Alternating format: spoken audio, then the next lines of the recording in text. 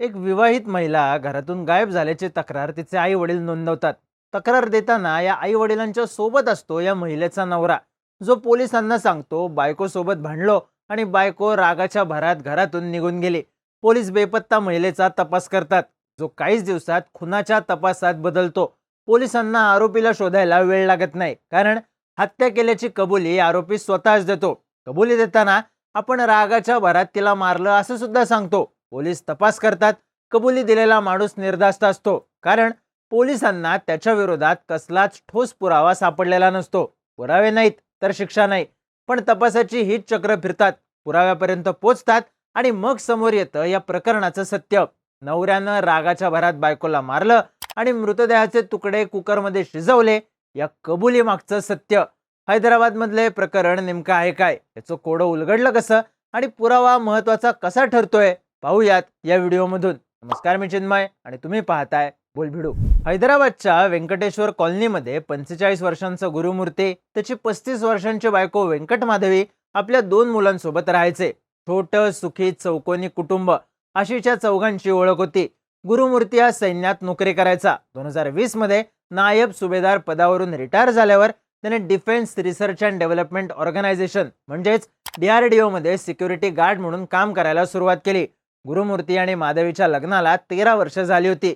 सगळं काही तसं सुरळीतच होतं, पण गुरुमूर्तीच्या डोक्यात संशयाचं वादळ फिरत होतं.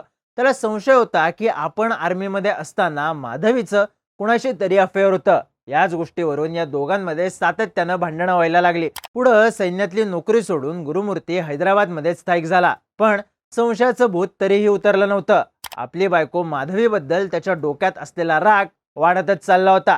या सगळ्यात भर पडली ती माधवीच्या कुटुंबियांसोबत सुद्धा. गुरुमूर्तीचे वाद झाल्यानंतर आपल्या नवऱ्याचे आणि माहेरच्या लोकांचे वाद झाले असले तरी माधवी मात्र आपल्या आई वडिलांशी दिवसातून एकदा तरी बोलायची. पण 16 जानेवारीला तिचं आई वडिलांशी बोलणं झालं नाही.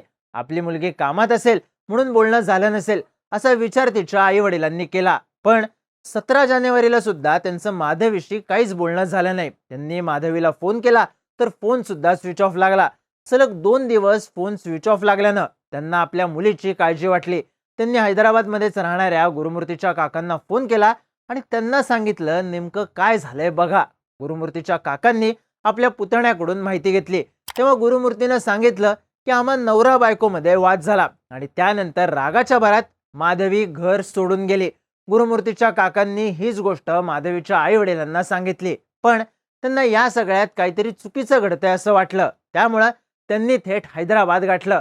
18 जानेवारीला ते मिरपेट पोलीस स्टेशनला गेले. पोलीस स्टेशनमध्ये आपली मुलगी माधवी बेपत्ता असल्याची तक्रार दिली. काही माध्यमांमध्ये असलेल्या बातम्यांनुसार ही तक्रार नोंदवताना त्यांच्यासोबत आणखी एक व्यक्ती होती, स्वतः गुरुमूर्ती. पोलिसांनी माधवी बेपत्ता असल्याची तक्रार नोंदवून घेतली. तपासाला सुरुवात केली आणि चौकशी केलेला पहिला माणूस होता तिचा पती गुरुमूर्ती. चौकशीमध्ये गुरुमूर्तीनं सांगितलं, पोंगलचा दिवस होता.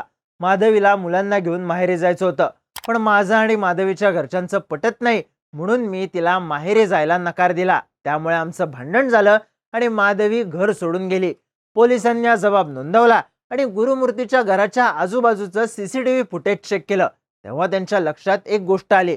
15 जानेवारीपासून माधवी घराबाहेरच पडली नव्हती. या दोघांच्या घरातून एकच माणूस बाहेर पडला होता, स्वतः गुरुमूर्ती. तपासात पुढे आलेली ही गोष्ट गुरुमूर्तीवरचा संशय आणखी पक्का करणारी होती. पण या तपासात पोलिसांना खुलास जावं लागलं नाही. त्यांच्याकडे एक माणूस आला, त्यानं सांगितलं गुरुमूर्तीनं माधवीचा खून केलाय. माहिती देणारी व्यक्ती होती गुरुमूर्तीचा काका. झालं असं होतं की पोलिसांनी चौकशी केल्यावरच गुरुमूर्तीला भीती वाटली होती. त्यातूनच त्यानं आपल्या काकासमोर कबुली दिली की माधवी बेपत्ता झालेली नाही तर तिची हत्या झाली आहे आणि हत्या करणारा व्यक्ती मीच आहे. गुरुमूर्तीच्या काकांना ही माहिती आपल्याकडे ठेवणं धोकादायक वाटलं. आपण यात अडकू नये म्हणून त्यांनी हे सगळं पोलिसांना सांगितलं आणि पोलिसांनी गुरुमूर्तीला उचललं. CCTV फुटेज, काकांनी फोडलेलं भांड, यामुळे गुरुमूर्तीला कळून चुकलं की आपण यात अडकलोय. त्यामुळं त्यानं पोलिसांसमोर दिली कबुली, आपल्या बायकोच्या हत्येची आणि हत्येनंतर घडलेल्या घटनांची. आपल्या कबुली जबाबात गुरुमूर्तीनं सांगितलं, होय, मीच मारलंय तिला. माझ्या डोक्यात राग होता, या रागातच मी तिला मारलं. आमच्यात भांडण झालं होतं, तेव्हा रागात मी तिचं डोकं भिंतीवर आपटलं आणि तिचा मृत्यू झाला. हे कोणाला कळू नये म्हणून मी तिच्या मृतदेहाचे चाकूने तुकडे केले. हे तुकडे घरातल्याच एका कुकरमध्ये शिजवले. हाडांची विल्हेवाट लागावी म्हणून ती दळून बारीक केली, पुन्हा शिजवली आणि हे सगळे तुकडे जवळच्याच तलावात टाकून दिले. त्याच्या कबुली जबाबानंतर पोलिसांनी त्याला ताब्यात घेतलं. केसचा उलगडा झाला होता. आरोपी पोलिसांच्या समोर होता.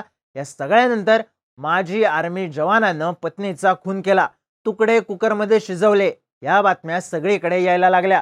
पोलिसांनी अगदी कमी वेळात या केसचं कोडं सोडवलं याची चर्चा सुरू झाली. पण पोलिसांच्या दृष्टीनं हे कोडं सुटलं नव्हतं. अजून बराच सस्पेन्स बाकी होता. कारण नुसता गुन्हा कबूल केला, आपणच हत्या केली असं सांगितल्यानं गुरुमूर्तीला शिक्षा होणार नव्हती. त्याच्या विरुद्ध ठोस पुरावा असणं महत्वाचं होतं. गुरुमूर्तीनं याच गोष्टीत डोकं लावलं होतं. त्यानं कबुली जबाब दिला असला तरी पोलिसांना पुरावा कसा मिळणार नाही, आपण रागाच्या भरात खून केला हे कसं सिद्ध होईल, यासाठी डोकं लावलं होतं. पोलिसांनी त्याच्या कबुलीनंतरच पुरावे मिळवण्यासाठी तपासाला गती दिली. ज्या कुकरमध्ये आपण बायकोचा मृतदेह शिजवल्याचा दावा त्यानं केला होता, तिथपासून पोलिसांनी तपासणीला सुरुवात केली. पण ना कुकरला रक्ताचे डाग होते, ना गॅसवर डाग होते आणि ना घरात कुठला डाग होता. गुरुमूर्ती आपली दिशाभूल करत असल्याचं पोलिसांनी ओळखलं. त्याच्या भोवतीचा फास आवळण्यासाठी त्यांना एक पुरावा हवा होता, जो मिळाला एका तलावामधून. आपण बायकोची हत्या करून तिच्या शरीराचे अवशेष तलावात टाकल्याचं गुरुमूर्तीनं सांगितलं होतं. त्याच तलावामधून पोलिसांनी अनेक गोष्टी बाहेर काढल्या, ज्यात त्यांना मांसाचा एक तुकडा मिळाला. तो अगदी छोटा तुकडा पोलिसांना मोठं लीड देणारा ठरला. हा तुकडा फॉरेन्सिक लॅबमध्ये पाठवण्यात आला. तिथे हे स्पष्ट झालं की हा मांसाचा तुकडा माणसाचा आहे. पोलिसांनी माधवीच्या आई वडिलांकडून डीएनए टेस्टसाठी नमुने घेतले होते. त्याच्याशी या तुकड्याचा डीएनए तपासून पाहण्यात आला आणि मग स्पष्ट झालं की तो माधवीच्या शरीराचा तुकडा आहे. हा पुरावा पोलिसांना मिळाला 28 जानेवारीला. माधवी बेपत्ता असल्याची तक्रार दिल्यानंतर 10 दिवसांनी. आतापर्यंत आपण बायकोला रागाच्या भरात मारलं, तुकडे कुकरमध्ये शिजवले, मृतदेहाचे अवशेष टाकून दिले असं सांगणारा गुरुमूर्ती तसा निर्धास्त होता. पण तलावामधून पुरावा सापडल्यानंतर पोलिसांनी गुरुमूर्तीला, तुझ्या विरोधात आम्हाला पुरावा सापडलाय, त्यामुळे निमूटपणे खरं काय ते सांग, असा डोस दिला. पोलिसांना पुरावा मिळालाय हे समजल्यानंतर गुरुमूर्तीनं पुन्हा कबुली दिली आणि मग समोर आली या प्रकरणाची खरी कहाणी. ही हत्या रागारागानं नाही तर थंड डोक्यानं प्लॅन करून झाली होती हे स्पष्ट झालं. गुरुमूर्तीनं सांगितलं की माझं आणि माधवीचं मकर संक्रांतीच्या दिवशीच भांडण झालं होतं. मला तिला माहेरी जाऊ द्यायचं नव्हतं, मात्र तिचा हट्ट थांबत नव्हता. ती माझ्याशी भांडतच होती, म्हणून मी आधी माझ्या मुलांना त्यांच्या आत्याच्या घरी सोडलं आणि घरी आलो. तेव्हाही ती भांडली, त्यावेळी शांत राहिलो. पण दुसऱ्या दिवशी सकाळी तिचं डोकं भिंतीवर आपटलं, त्यातच तिचा जीव गेला. पण गुरुमूर्तीची विकृती इथेही संपली नव्हती. त्यानं या हत्येचा पुरावा कोणालाही सापडू नये यासाठी पुरेपूर तयारी केली. माधवीचा मृतदेह बाथरूम मध्ये नेला. आधी या मृतदेहाचे मोठमोठे तुकडे केले. मग कुकरमध्ये नाही तर घरातल्या एका रंगाच्या बादलीत त्याने हिटरनं पाणी गरम केलं. मग या उकळत्या पाण्यात या रंगाच्या बादलीत मृतदेहाचे तुकडे शिजवले. त्यानंतर त्याला प्रश्न पडला की हाडांचं काय करायचं. त्यासाठी त्याने घराच्या सगळ्या खिडक्या उघडल्या, बाहेर वास पसरू नये याची काळजी घेतली आणि हाडं स्टोव्हवर जाळली. ती ग्राइंडरनं बारीक केली. मग मृतदेहाचे काही भाग टॉयलेटमध्ये फ्लश केले.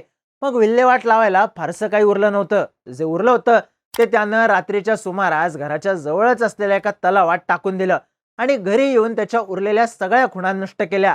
आपण पुढे जाऊन कबुली दिली तरी पोलिसांना एकही पुरावा सापडणार नाही याची त्यानं व्यवस्थित काळजी घेतली होती. पण पोलिसांनी तपासाची चक्र फिरवली. जो पुरावा कधीच सापडणार नाही असं त्याला वाटत होतं, तोच पुरावा सापडला आणि मग समोर आलं 13 वर्षांच्या संसारानंतर आपल्याच बायकोची थंडपणे हत्या करणाऱ्या गुरुमूर्तीचं सत्य.